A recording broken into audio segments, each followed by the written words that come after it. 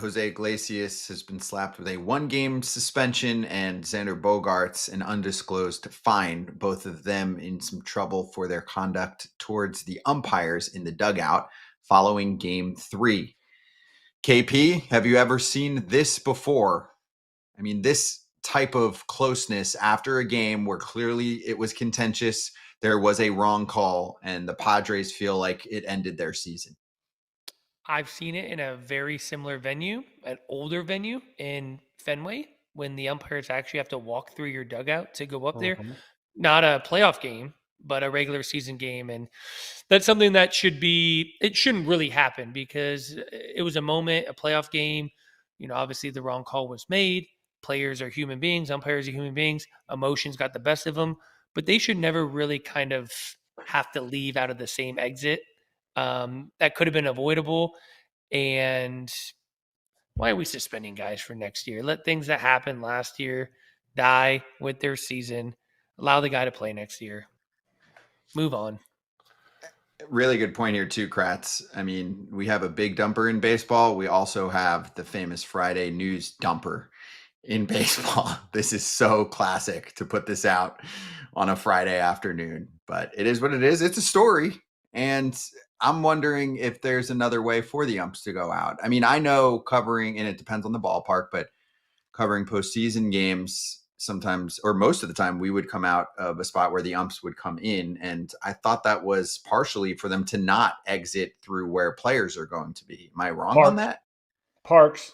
So the umpires go like when there's like a separate, think Pittsburgh down the third base line, although they have to make the playoffs. So Bob Nutting doesn't like that. But there's a separate way to go down the steps. It looks like it's the dugout, but it's actually a separate entrance. It's the groundskeepers. So I think it's stadium to stadium. I mean, think about Wrigley.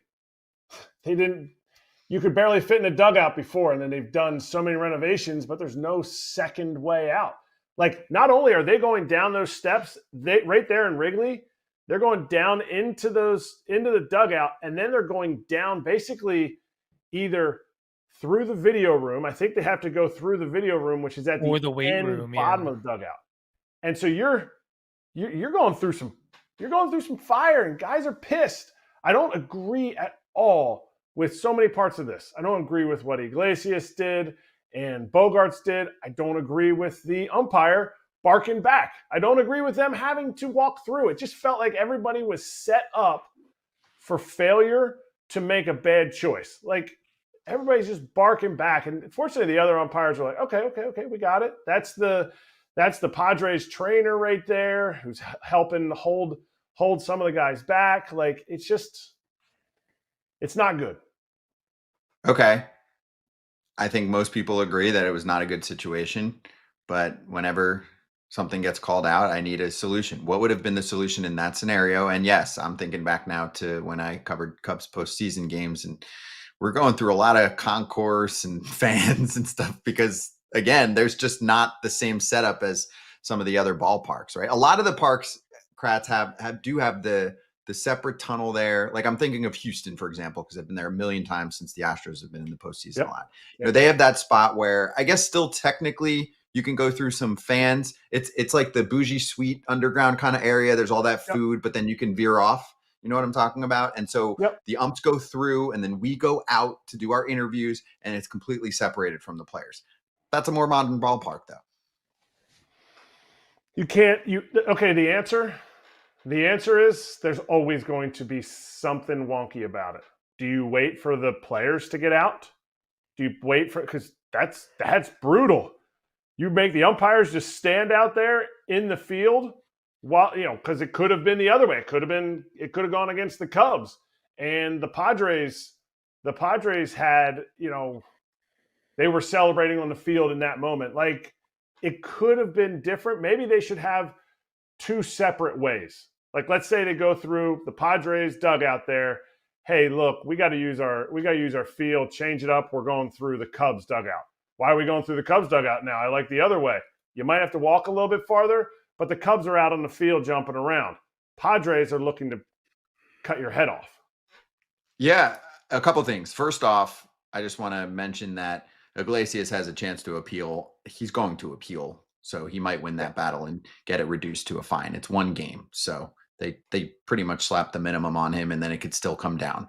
But KP, maybe we all learned from this. And when I say we, it's mostly the league and the umpires to decide. If you're in a spot like Wrigley where you have to go through players, you don't even have to look at the specific game. What if the umps exit where the team that won is, right? Where the team that won is located, because you're not going to have a pissed off team after they won a game. Not nearly as much. Sure, you could have some weird situation that popped up, but what if you just do that? And yeah, if you have to walk an extra 2 minutes, who the hell cares at that point?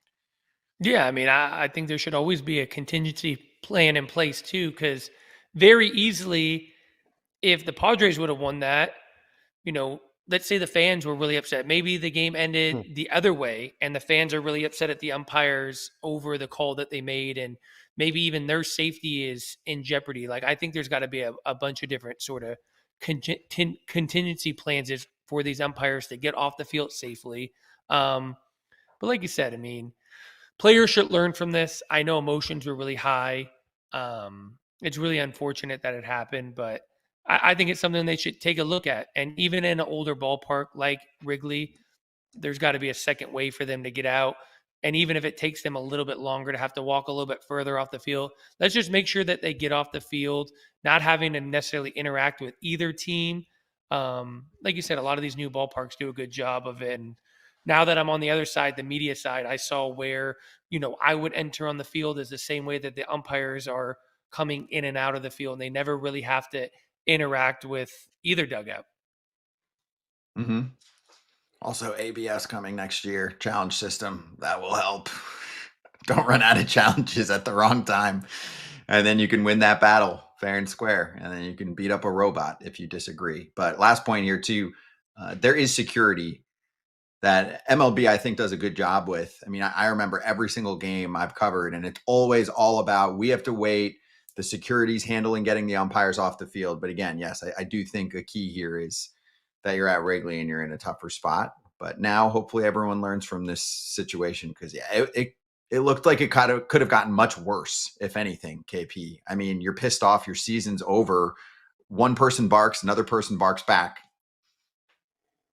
I'm almost certain, I've never been on the Cubs side, but I would imagine the way that the underneath setup behind the visiting dugout is probably mirrored by the other way. So just make a tunnel that they can enter and exit to both sides, and just always go out the team that wins, because usually they're in a better mood.